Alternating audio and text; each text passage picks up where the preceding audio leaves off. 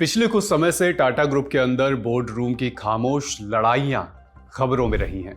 कभी आपसी मतभेद, नेतृत्व पर सवाल, तो कभी बड़े फैसलों पर टकराव की खबरें। इसी माहौल के बीच देश की सबसे बड़ी आईटी कंपनी टीसीएस यानी टाटा कंसल्टेंसी सर्विसेज एक बार फिर विवादों में है।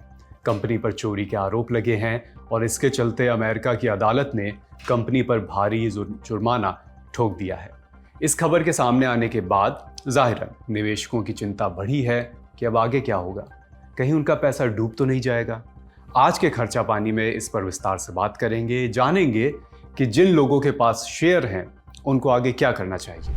ये खबर भारत के शेयर मार्केट के लिए कितनी मायने रखती है, इस पर भी बात। भारतीय आईटी कंपनियों की छवि को कितना बड़ा झटका लग सकता है, इस पर भी बात। नमस्ते, मैं हूं अभिषेक और आप देख रहे हैं ललन टॉप का डेली फाइनेंशियल बुलेटिन खर्चा पानी। भारतीय आईटी सेक्टर का पोस्टर बॉय कहलाने वाली टीसीएस सवालों के घेरे में है।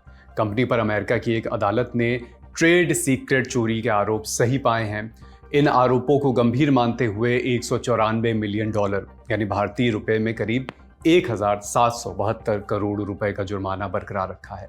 यह मुकदमा साल 2019 में शुरू हुआ था। जून 2024 में एक अमेरिकी जिला न्यायालय ने टीसीएस को ट्रेड सीक्रेट्स के दुरुपयोग के लिए जिम्मेदार ठहराया। इसके खिलाफ टीसीएस ने अदालत में अपील की, लेकिन अब 21 नवंबर 2025 को अमेरिकी अपील न्यायालय ने उस हर्जाने को बरकरार रखा है।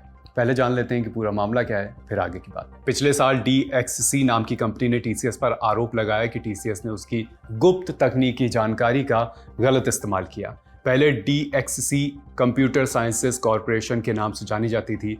गुप्त तकनीकी जानकारी यानी ट्रेड सीक्रेट्स माने ऐसी जानकारी जो कोई कंपनी बाहर किसी को नहीं बता सकती, जिससे बिजनेस में फायदा मिलता है। DXC का कहना है कि इन्हीं गोपनीय जानकारियों की मदद से टीसीएस ने बड़ा कॉन्ट्रैक्ट और सॉफ्टवेयर बनाया। इस सॉफ्टवेयर का नाम BANCS है। इसके जरिए कंपनी ने $2.6 अरब यानी भारतीय रुपए में करीब 23,200 करोड़ रुपए कीमत का ट्रांसमेरिका कॉन्ट्रैक्ट जीता। आसान भाषा में कहें तो DXC का कहना था कि टीसीएस ने उनका ट्रेड सीक्रेट इस्तेमाल करके अपना प्रोडक्ट बनाया, अपना कारोबार बढ़ाया। कंपनी ने टीसीएस पर आरोप लगाया कि कंपनी के अंदर डेटा और कोड चोरी, IP और कॉन्फिडेंशियल जानकारी लीक करके फायदा उठाया गया। अब आप कह सकते हैं कि ये एक कंपनी का दूसरी कंपनी से झगड़ा है और ये कंपनियां आपस में खुद ही निपटा लेंगी, लेकिन ये सिर्फ एक कंपनी का दूसरी के साथ प्रतिस्पर्धी झगड़ा नहीं है, उससे बढ़कर भी कुछ है। ये खबर शेयर मार्केट के लिए भी काफी मायने रखती है। ऐसा क्या है कि एक कंपनी का झगड़ा देश के शेयर मार्केट के लिए इतना मायने रखता है? अब बारी इसे समझने की। शेयर मार्केट में टीसीएस का वजन बहुत ज्यादा है, बिग जायंट। टीसीएस भारत के दोनों प्रमुख सूचकांकों में जैसे कि निफ्टी 50 और सेंसेक्स में सबसे बड़ी वेटेज वाली कंपनियों में से एक है।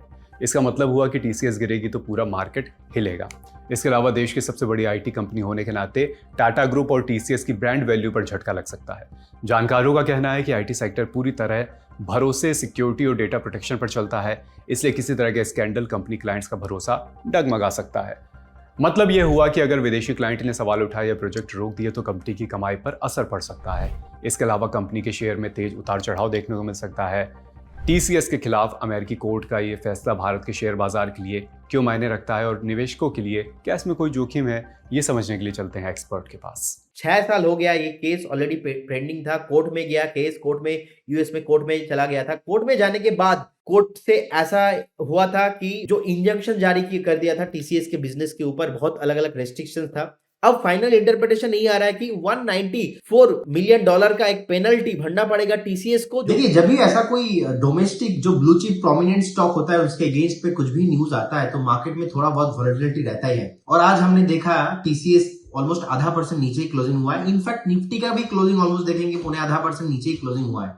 टीसीएस का एक वेटेज निफ्टी 50 में है, इस वजह से मार्केट में इफेक्ट जो है बहुत होता है टीसीएस की वजह से। लेकिन हमें नहीं लगता कि इन्वेस्टर्स को ज्यादा पैनिक करना चाहिए। इस वक्त टीसीएस अपने इतिहास के सबसे बड़ी कानूनी मार झेल रही है, लेकिन टीसीएस ने इस फैसले पर कहा है कि वो अभी इस आदेश की समीक्षा कर रही है और अगले कदम पर इसके बाद ही विचार किया जाएगा। इसका मतलब हुआ कि कंपनी के पास आगे भी कानूनी रास्ते खुले हैं। वो चाहे तो एक बार फिर अपील कर सकती है या फिर मामले को किसी ऊंची अदालत में ले जा सकती है। यानी टीसीएस अभी हार मानने के मूड में तो नहीं है और अपने पक्ष को मजबूत तरीके से रखने की तैयारी भी कर रही है। कंपनी ने यह भी कहा कि वो इस जुर्माने से जुड़ी रकम को अपने वित्तीय खातों और स्टेटमेंट में नियमों के अनुसार दर्ज करेगी। इसका मतलब ये हुआ कि अगर ये जुर्माना कंपनी की बुक्स में शामिल होता है तो उसे अपनी कमाई और खर्च के हिसाब में इसे दिखाना पड़ेगा, जैसा कि कानून और अकाउंटिंग नियम कहते भी हैं। बुक्स में कंपनी अपनी कमाई, खर्च, मुनाफा, कर्ज, संपत्ति, टैक्स जैसी हर वित्तीय जानकारी रखती है। हालांकि कंपनी कुछ भी कहे, अमेरिकी कोर्ट की तरफ से मोटा जुर्माना लगाए जाने की खबर के बाद भारत में टीसीएस के शेयर्स में गिरावट देखने को मिली। 24 नवंबर को टीसीएस के शेयर करीब आधा % गिरकर 3,134 रुपए पर बंद हुए। हिंदुस्तान टाइम्स के पत्रकार हैं, इनका नाम है तुषारदीप सिंह। इनकी एक रिपोर्ट कहती है कि टीसीएस पर लगाया गया ये जुर्माना कंपनी की कमाई पर सीधा असर डालेगा, क्योंकि इस रकम को टीसीएस अपने खातों में खर्च यानी एक्सपेंस के रूप में दिखाना पड़ेगा टीसीएस को। जब कोई बड़ा खर्च जुड़ता है तो कंपनी का नेट प्रॉफिट यानी शुद्ध मुनाफा उतना ही कम हो जाता है। इसके साथ साथ कंपनी का मार्जिन गिर जाता है। मार्जिन मतलब कंपनी हर 100 रुपए की कमाई पर कितना फायदा कमा रही है। जुर्माना बढ़ेगा तो फायदा कम होगा और उसी अनुपात में मार्जिन भी नीचे आएगा। वहीं बात करें कंपनी के हालिया वित्तीय नतीजों की, तो फाइनेंशियल एक्सप्रेस की एक रिपोर्ट कुछ ऐसी हाल बताती है। टीसीएस ने वित्त वर्ष 2025-26 की दूसरी तिमाही में 65,799 करोड़ रुपए की कमाई की। यह पिछली तिमाही से करीब 3.7% ज्यादा है। कंपनी का शुद्ध मुनाफा 12,075 करोड़ रुपए रहा, लेकिन इसमें एक बार होने वाला 1,135 करोड़ रुपए का रीस्ट्रक्चरिंग खर्च शामिल है। अगर ये अतिरिक्त खर्च नहीं होता तो कंपनी का मुनाफा 12,904 करोड़ रुपए तक पहुंच सकता था, यानी साल दर साल करीब 8.36% की बढ़त दिखती है। इससे पता चलता है कि खर्चों के बावजूद कंपनी की कमाई की सेहत स्थिर है, मजबूत बनी हुई है। अब सवाल कि टीसीएस के निवेशक क्या करें, जिनके पास पहले से शेयर हैं और जो लोग टीसीएस के शेयर खरीदने के आगे सोच रहे हैं, उनको क्या करना चाहिए। तो एक बार फिर रुख करते हैं जानकारों का। लास्ट एक साल में ऑलरेडी 25% टॉप से करेक्शन हो चुका है टीसीएस, तो नीचे आने का ज्यादा जगह बचा नहीं है। टेक्निकली भी एक सपोर्ट लिया था रिसेंटली 2880 के आसपास, तो हमें लगता है कि टीसीएस को होल्ड करना चाहिए with stop loss of 2850 with A target of 3950, और शॉर्ट टर्म व्यू थोड़ा बहुत 1-2 हफ्ता वॉलेटिलिटी रह सकता है, लेकिन कुछ भी प्रॉब्लम नहीं है। Long term and mid term investors के लिए हमें लगता है कि आपको बने रहना चाहिए, होल्ड करना चाहिए। निफ्टी ओवरऑल आईटी इंडेक्स 31,500 से लेकर 32,000 के आसपास एक बेस भी बनाया। बेस बनाने के बाद अभी ऊपर जाने के लिए रेडी हो रहा है। ओवरऑल अगर आप टीसीएस का मार्केट कैप देखते हो तो 128 बिलियन के आसपास है। टीसीएस का ईयरली रेवेन्यू है मोर देन 30 बिलियन, और अगर प्रॉफिट भी देखोगे तो मोर देन 1.5 बिलियन है। मतलब इसको आप ऐसे समझिए, अगर किसी का इनकम है 10 लाख, उनको 6,000 का पेनल्टी भरना पड़ रहा है।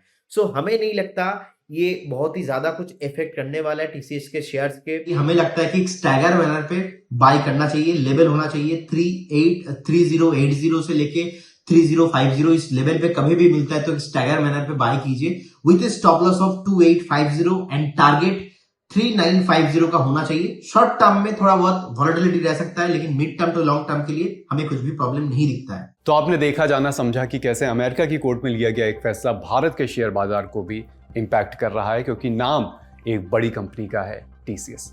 फिलहाल आज का खर्चा पानी यहीं तक। अब मैं ख्याल रखिए, ललन टॉप देखते रहिए। शुक्रिया।